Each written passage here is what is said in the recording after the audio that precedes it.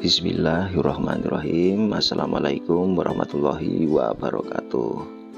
Di sini saya akan menjelaskan tentang keistimewaan burung perkutut lokal hutan atau tangkapan hutan dibanding dengan burung perkutut lokal hasil ternakan. Burung perkutut hutan lebih bagus daripada burung perkutut ternak. Itu adalah benar atau tidaknya? Pertanyaan ini mungkin pernah ditanyakan di beberapa komentar YouTube saya. Mas, burung perkutut lokal ternak sama burung perkutut hutan itu bagus mana? Dan saya jawab semuanya bagus. Jika dilihat dari sisi fisik sekilas memang tidak tampak ada beberapa perbedaan antara perkutut lokal hutan dan burung perkutut lokal ternak.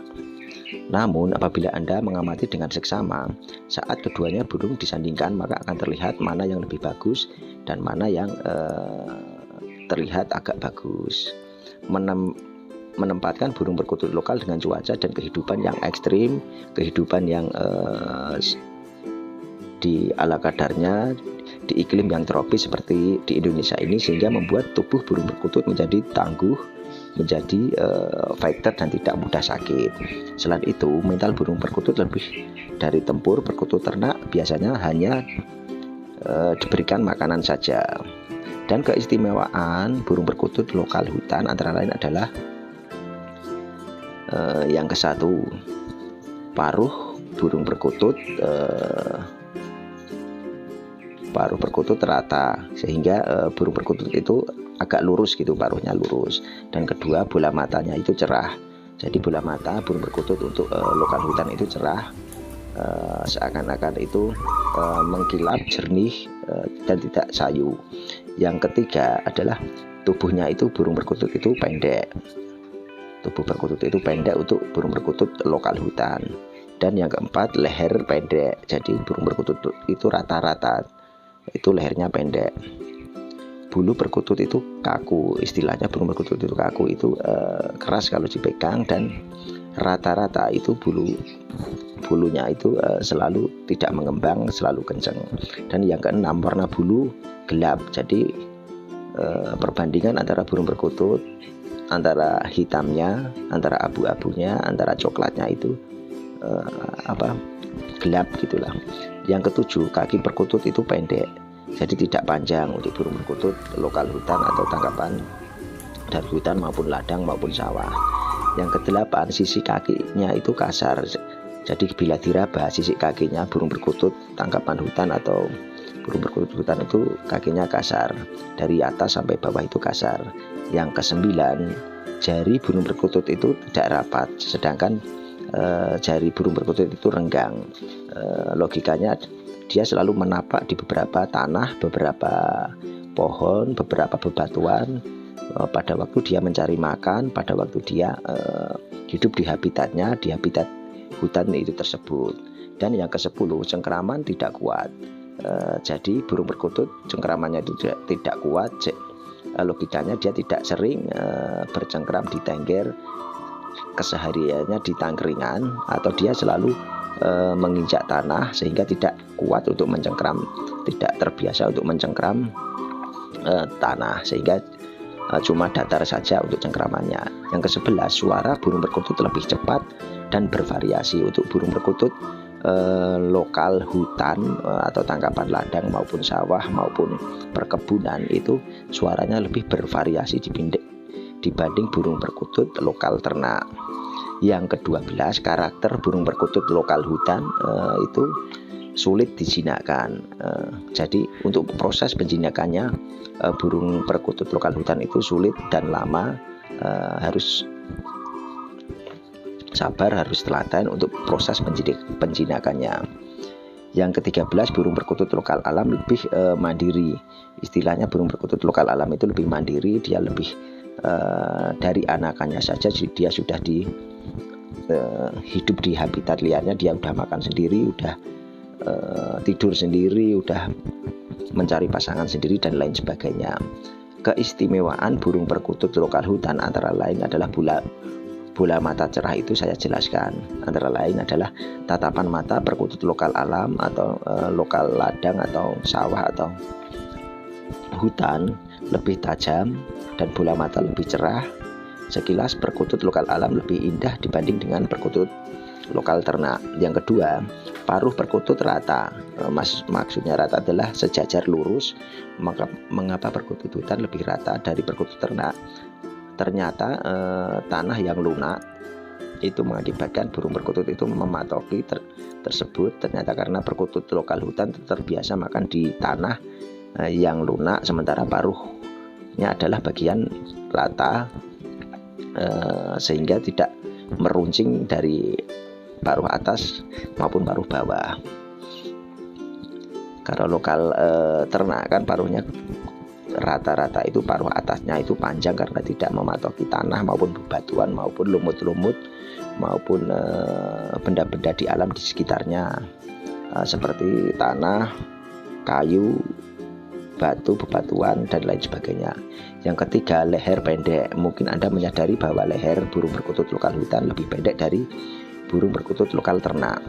Disebabkan penyebabnya antara lain adalah belum diketahui, karena memang kandungan-kandungan gen yang terdapat dalam burung perkutut lokal hutan antara lain adalah rata-rata seperti itu. Yang keempat, tubuh pendek. Tidak hanya leher bagian burung perkutut tersebut, bagian tubuh perkutut lokal alam juga lebih pendek dari perkutut dari penangkaran. Itu rata-rata seperti itu. Yang kelima, bulu perkutut kaku. Jika disentuh, bulu perkutut lokal hutan lebih kaku dan lebih kalau dipegang itu lebih kemeresek, sedangkan perkutut hasil ternak bulunya itu lembek atau lemas. Bulu perkutut yang kaku ini biasanya jadi faktor cuaca hutan yang tidak menentu, dan dia selalu setiap harinya terkena embun, terkena sinar matahari dan cuaca ekstrim di hutan. Yang keenam, warna bulu gelap. Kalau dilihat secara seksama, biasanya warna bulu perkutut di hutan atau tangkapan hutan itu lebih gelap dibanding perkutut di kebun. Soalnya sebagian besar bulu perkutut ternak lebih cerah dan tidak lebih gelap. Istilahnya bulunya itu lebih gelap perkutut hutan daripada burung perkutut lokal ternak.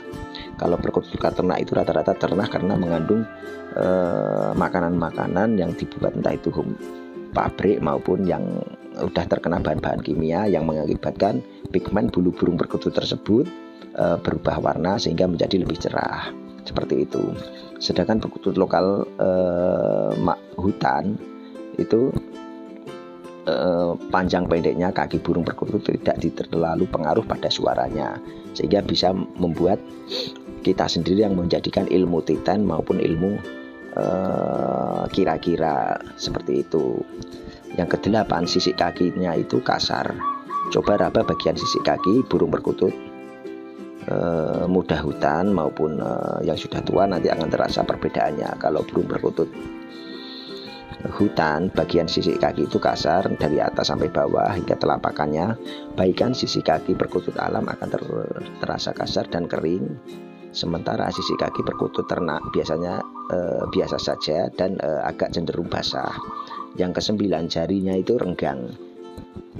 Renggang istilahnya, perhatikan sebagian jari burung perkutut alam pasti lebih renggang daripada burung perkutut ternak.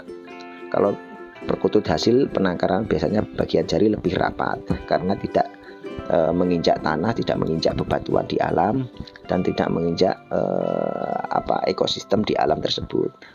Tetapi sebaliknya burung perkutut hutan itu jari-jarinya renggang dikarenakan dia menginjak di tanah, bebatuan di sekitar, entah itu hutan maupun di terjalnya tanah hutan tersebut. Yang ke-10, cengkeraman tidak kuat. Entah mengapa sebagian cengkeraman perkutut lokal alam cengkeramannya tidak kuat. Justru tidak ada perkutut cengkeramannya kuat karena dia selalu menginjak di dataran yang seperti itu, kesehariannya tidak menginjak tangkringan. Yang ke-11, suara perkutut lebih cepat dan bervariasi. Keistimewaan burung perkutut lokal alam bisa terdengar dari suaranya. Perkutut lokal hutan memiliki tempo suara lebih cepat dan keras dengan variasi yang lebih banyak. Kalau perkutut ternak suaranya agak lambat, renggang, dan monoton, dan itu-itu saja. Yang ke-12, karakter perkutut lokal hutan sulit dijinakkan. Jika kita semua ingin menjinakkan burung perkutut hasil ternak, itu lebih mudah. Pasalnya perkutut tangkapan hasil ternak itu mudah beradaptasi dengan lalu lalang kendaraan, orang, dan benda-benda di sekitar. Meskipun dirawat cukup lama, perkutut hutan sulit untuk dijinakkan, namun jika sudah jinak akan membuatkan hasil yang maksimal dan membuatkan hasil yang menyenangkan hati pemiliknya ataupun deronya. Yang ke-13, burung perkutut lokal alam lebih mandiri. Semua kebutuhan mulai dari makanan, dia mencari makan, atau minuman, dia mencari minuman, sarang sehingga perawatan dilakukan sendiri, sehingga perkutut di hutan lebih mandiri karena dia mencari makan sendiri, membuat sarang sendiri, dan beradaptasi sendiri di lingkungan alam di sekitarnya. Sementara burung perkutut ternak semuanya sudah tersedia sehingga burung tersebut lebih manja dan cenderung menurut keinginan pemiliknya. Jadi semua makanan sudah tersedia di cepuk makanan, sarang sudah dibuatkan, dan jodoh pun sudah disiapkan untuk burung perkutut ternak. Perkutut lokal hutan dibandingkan perkutut hasil ternak. Di samping itu banyak juga masyarakat yang percaya bahwa perkutut di alam memiliki sisi mistis dan kental. Jadi dari sisi mistisnya saja sudah berbeda. Dari lokal alam terdapat mistis-mistis yang dipercaya oleh masyarakat di sekitar maupun masyarakat Indonesia. Terkandung mistis-mistis yang ada mistis bawaan dari alam tersebut.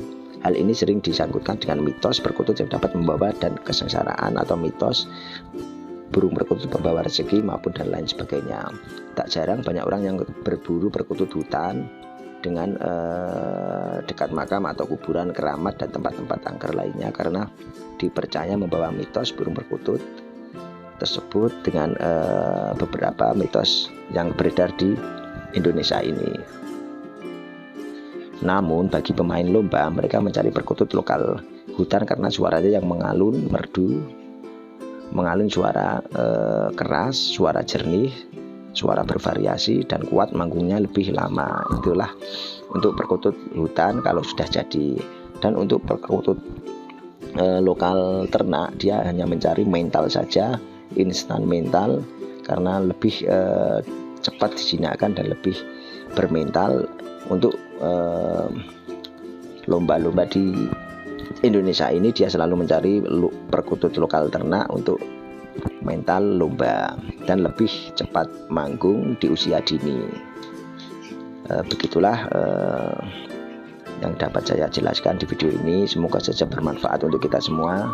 Ambil sisi positifnya, buang sisi negatifnya. Jangan diambil mentah-mentah ulasan dari saya ini. Ambil ulasan-ulasan yang baik saja, buang ulasan-ulasan yang tidak baik tentang burung perkutut lokal hutan maupun burung perkutut lokal ternak yang saya jelaskan di saya ini. Dan jangan lupa subscribe, like, comment, share video di bawah ini untuk berlangganan video selanjutnya. Ambil sisi positifnya, buang sisi negatifnya. Jangan diambil mentah-mentah ulasan saya ini.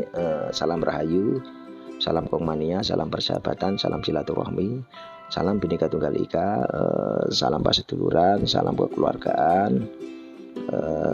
Dan semoga saja kita semua selalu diberi kesehatan, selalu banyak rezeki, kesuksesan selalu di dunia maupun di akhirat.